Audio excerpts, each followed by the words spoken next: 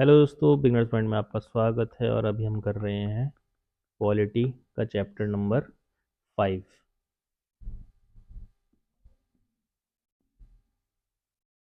ये चैप्टर कर रहे हैं, ठीक है। इससे पहले हम कर चुके हैं, जितना उतना मार्क है पहले से, और इसके बाद अब हम यहाँ से स्टार्ट करेंगे। The arrival of the Greeks. While events unfolded in Magadha, located in the eastern part of the subcontinent, what was happening in the northwestern region? This area was home to smaller kingdoms along an ancient route connecting to the Mediterranean. Among them, according to Greek accounts, were the Kauravas, led by their king or Porus. Alexander, a young and powerful Greek king from Macedonia, campaigned against the Persian Empire to avenge earlier Persian invasion of Greece, during which some Indian soldiers from the Persian ruled northwest of India fought against Greeks. Alexander conquered the Persian Empire. The influence of Greek culture spread. His empire now spread over three continents, one of the largest in world history. Don't miss out. The satraps were governors of provinces of Persian and Greek empires who were left behind the overlord like Alexander to manage the far-off terrorists. These satraps had significant power and freedom despite being mere official of the rulers. Can you guess how it was possible for them to exercise such power? Why do you think Alexander wanted to rule over the entire world? What would he have gained from it? When after the battle, Alexander asked Porus how he wished to be treated. Porus answered, like a king. Alexander then left Porus at the head of his kingdom as satrap. With the help of your teachers, find more details on the battle between Porus and Alexander. Enact a play of this battle scene using your imagination in addition to what you have discovered. Back in Persia, Alexander faced rebellions and political turmoil after he fell ill and died in Babylon at the age of 32. His immense empire was soon divided between his generals and the satraps who created their own kingdoms. 37 to 35. Eager to reach the end of the world, Alexander pushed on further east and brought his campaign to India, defeated Porus in Punjab, and encountering fierce resistance from local tribes and rulers, massacred the population of several cities. Greek records mention that in few battles, women fought side by side with their men. Alexander himself was seriously wounded in a battle. Tired and homesick, his soldiers lost the will to fight and refused to move deeper into India towards the Ganga River. Alexander and part of his army retreated to Persia, but through the coastal route in the south and Iran's harsh desert regions, resulting in heavy losses to his troops out of thirst, hunger, and diseases. Alexander's dialogue with gymnosophists. Alexander heard of a group of Indian sages whom the Greeks called gymnosophists or naked philosophers, probably because they wore very little clothing, who were renowned for their wisdom. Alexander changed them with tricky questions in the form of riddles, warning that he would put those who gave wrong answers to death. However, the gymnosophist responded to his questions calmly and intelligently. Alexander was impressed and, in the end, spared them all. Over the centuries, different versions of this story have been told, making it one of the most fascinating encounters in history. According to one account, Alexander asked, which is stronger, life or death? One of the sages replied, life because it endures, while death does not. Alexander then asked, how can a man be most loved if he is not powerful and yet does not inspire fear? Came the reply, perhaps as a hint to the mighty rulers. A Greek coin, probably showing Alexander on horseback attacking Porus on his elephant. Historians view such exchanges as a meeting of two great traditions, Greek and Indian philosophies. The mighty Mauryas. After that brief sojourn to the northwest, let us return to Magadha, where we witness the decline of the Nanda Empire around 321 BCE, just a few years after Alexander left India with his army. A new dynasty and a new empire emerged, the Maurya Empire founded by Chandragupta Maurya. It quickly absorbed the Nanda Empire's terrorists and went on expanding beyond. As per many accounts, Chandragupta managed this feat with the help of an able mentor named Kautilya, who used his knowledge of politics, governance, and economics to create an empire that remains one of the greatest in Indian history. The story of Kautilya. According to Buddhist texts, Kautilya, sometimes referred to as Chanakya or Vishnugupta, was a teacher at the world-renowned Takshila, modern-day Takshila University. His legendary tale begins in the court of Dhanananda, who, as we saw, had become highly unpopular. Mathura, Ujjaini, Vidisha, Kaushambi, Varanasi, Shravasti, Vaishali, Pataliputra, Champa, Rajgriha, Tamralipta, Kandhar, Takshashila, Sankisa, Mathura, Shravasti, Vaishali, Pataliputra, Shravasti, Kaushambi, Ujjaini, Vidisha, Sanchi, पट, शीतना, अमरावती, ये सब क्या है? ये सब उस time की सिटी हो जाएंगी. Observing this, Kautilya advised Dhanananda to change his ways or witness the collapse of his empire. Angered, Dhanananda insulted Kautilya and threw him out of his court. This led to Kautilya's vow to end the evil Nanda rule. This rise of Chandragupta Maurya. There are many stories about the origin and adventures of Chandragupta Maurya, but their common theme is that he overthrew the Nandas and took control of Magadha to establish his rules.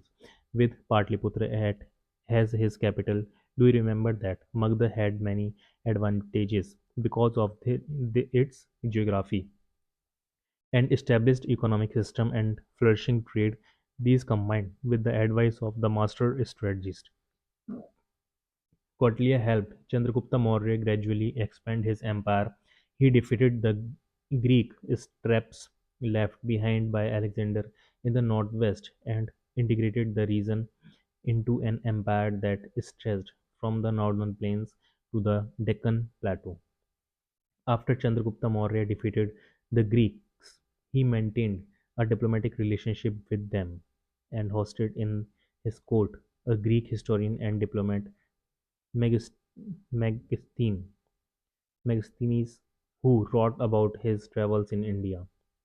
In his book Indica, Megasthenes की book कौन सी है? Indica, the first such written account, unfortunately lost except for some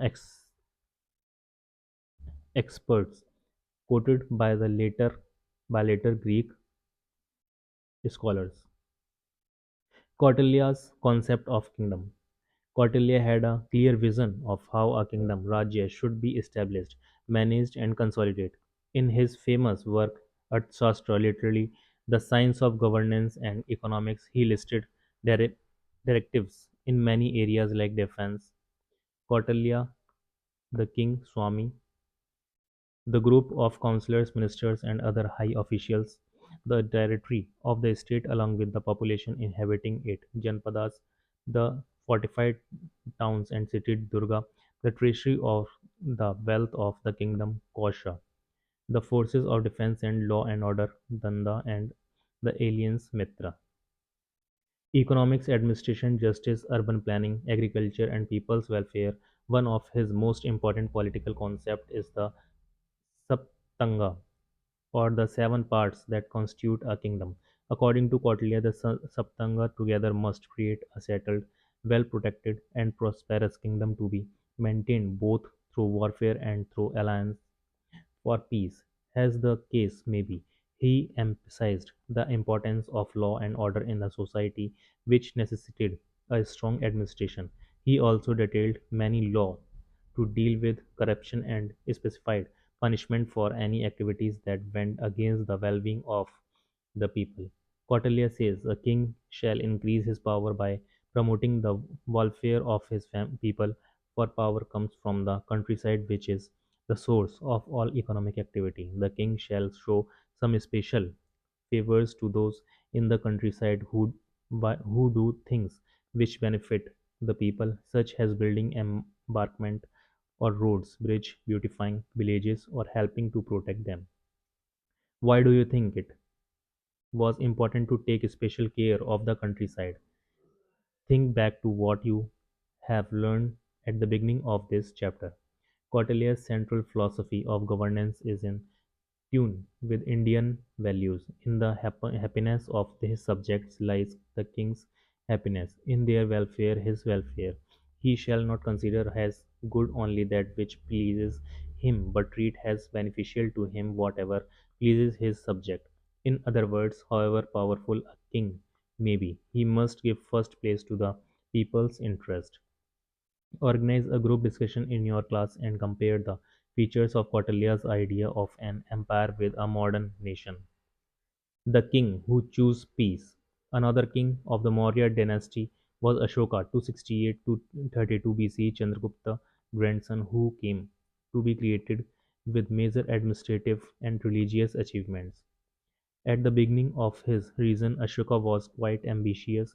He had inherited a vast empire but further expanded it to cover almost the entirety of Indian subcontinent except for the southernmost region, but including present-day Bangladesh and Pakistan.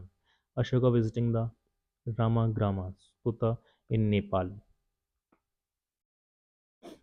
and parts of present-day Afghanistan. One encounter, however, is said to have changed the path of his life. According to one of his edicts, he once marched on Kalinga, modern-day Odisha, where he waged a ferocious war. Seeing the enormous amount of death and destruction on the battlefield, Ashoka chose to give up violence and to greatest extent possible adopted the path of peace and non-violence that the Buddha taught. Edict, an official declaration issued by authorities or in our case or a king. Think about it. Ashoka in his edicts tells the story of the Kalinga War. He could have chosen not to mention it and maintain his image as a peaceful, benevolent king for future generations. Why do you think he admitted to this destructive war? Imagery, someone sent on a special mission, often of a diplomatic nature. Embracing Buddhist teachings, Ashoka sent emissaries to Sri Lanka, Thailand, Central Asia, and beyond to spread the message of the Buddha far and wide. Historians have sometimes called Ashoka a great communicator since he issued in many parts of his empire edicts engraved on rocks or pillars that contained his message for the people and encouraged them to follow dharma. Most of these edicts were inscribed in Prakriti, which was the popular language in many parts of India, and written in Brahmi script. Brahmi is the mother of all regional scripts in India. We have referred to the Prakritic language written in Brahmi script. What does this mean? Very simply, a language is what we speak, while a script in what we write a language in. Can you think of examples of this in our everyday life? Manshera, Kandahar, Kalsi, Meerut, Lumbani, Berat, Kaushambi, Shanath, Barbar Hills, Dholi, Amravati, Brahmagiri, Girnar, Sanchi. In his edicts, Ashoka called himself Devana Piya, Payadasi.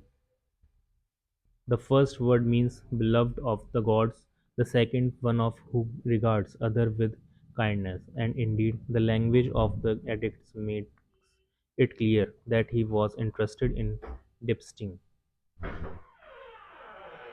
इसका मतलब क्या हो जाएगा? चित्रण. Himself as a benevolent and compassionate ruler. Let us see a few examples of this. Although some southern kingdoms were is not part of the Mauryan kingdom, Ashoka supported their overall well-being. He claimed up to provide medical care for people and animals even beyond his empire.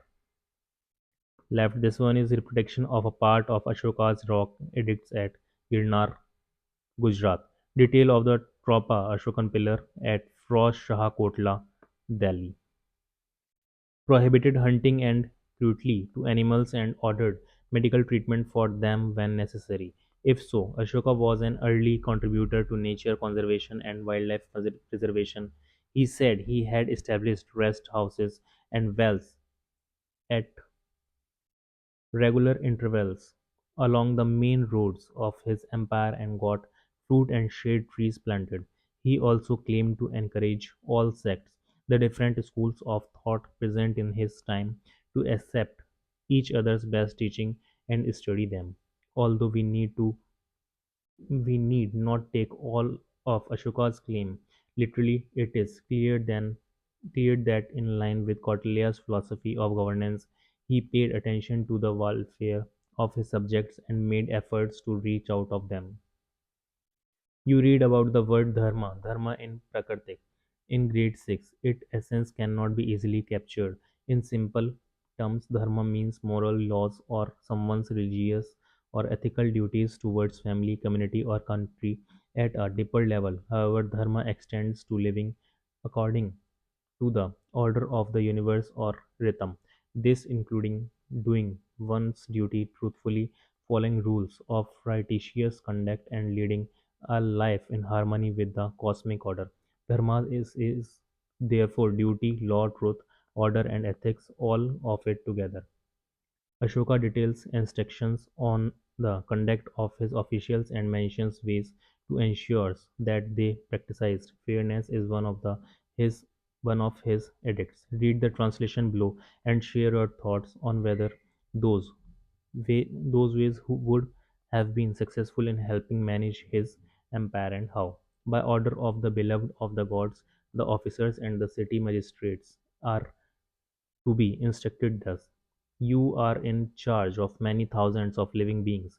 You should gain the affection of man. All men are my children, and just as I desire for my children that they should obtain welfare and happiness both in this world and the next, the same do I desire for all men.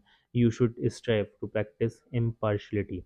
The root of all this is to be even tempered and not rush in your work.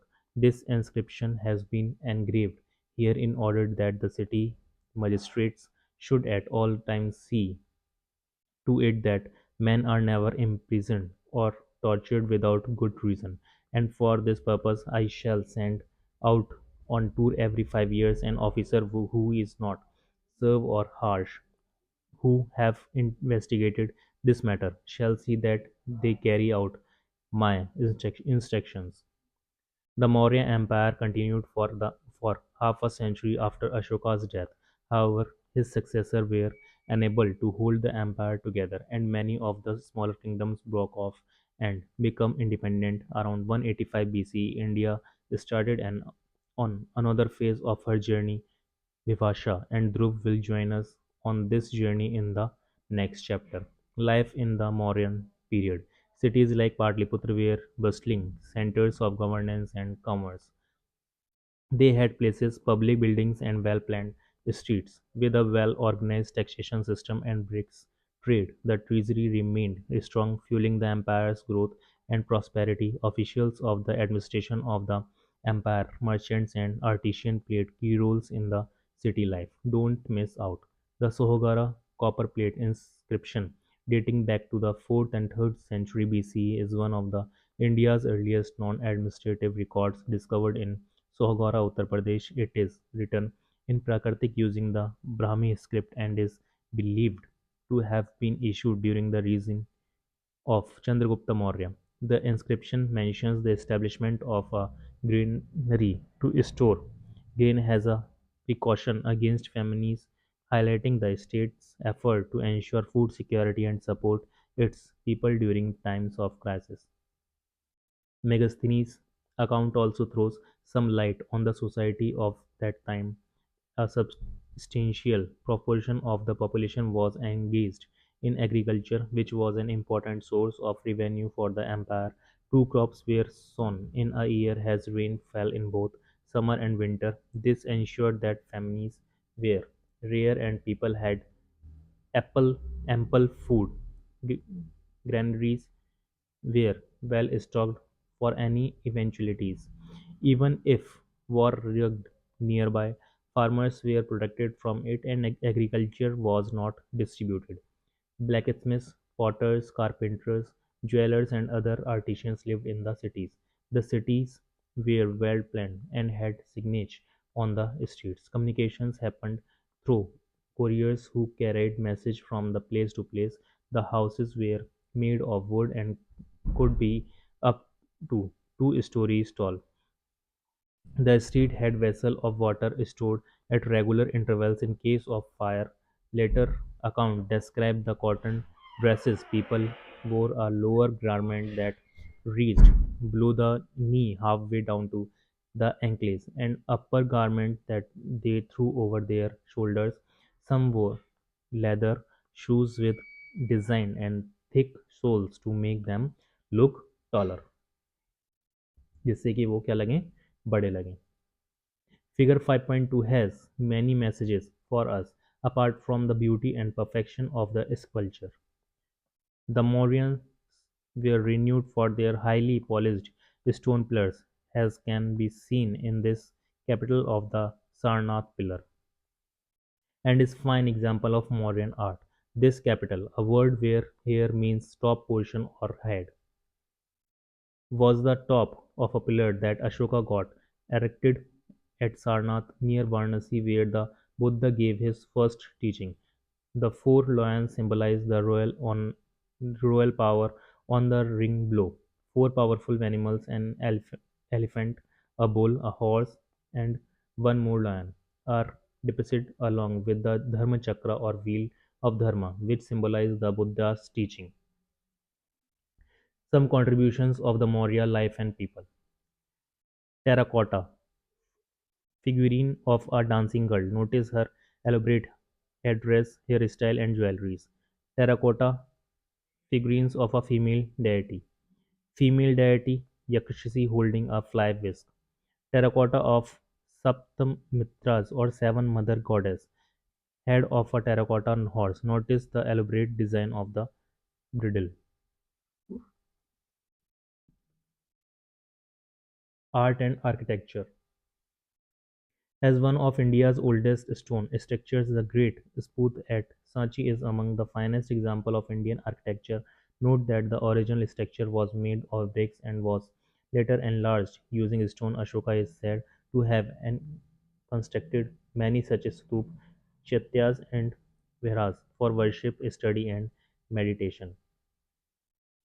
Rock sculpture, rock sculpture of a life-size elephant at Dohali, in present-day Odisha near Bhubaneswar, which symbolize the Buddha, intelligent, powerful, patient, and calm.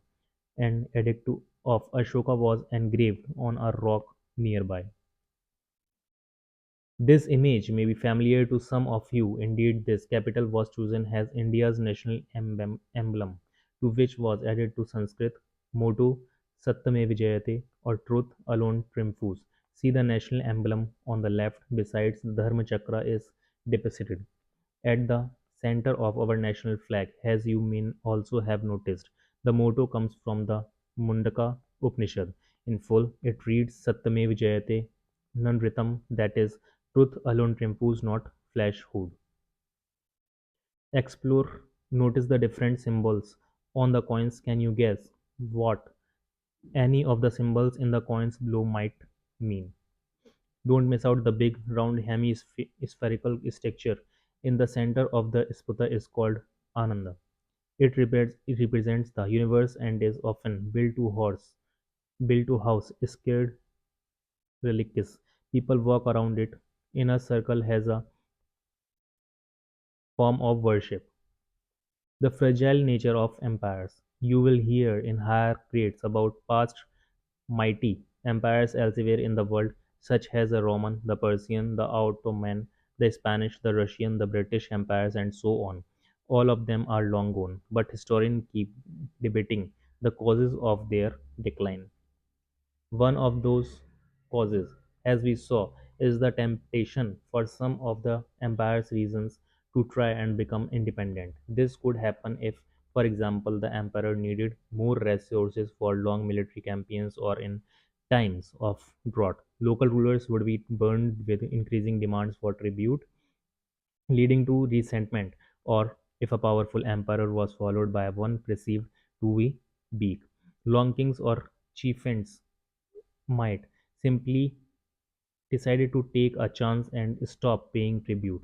Also, the larger an empire, the more difficult it is to hold it together, as Alexander experienced. Far off territories are often the first to split away from the empire. Finally, economic crisis caused by natural calamities such as a long drought or floods could also shake an empire's structure. Empires are therefore something of a paradox. On the one hand, they can bring about political unity, as the Mauryan Empire did to almost the entire subcontinent, and reduce or eliminate warfare among the smaller kingdoms. Indeed, a well-managed empire could lead to great prosperity than smaller, varying kingdoms. One of, on the other hand, empires have almost always been established through war and have maintained their existence. 600 BC, फिर 500, फिर 400, अर्थशास्त्र इधर ही कहीं बना, महापद्र Nanda 400 BC, 321 से 300 Chandragupta Maurya, and then उसके बाद अशोका.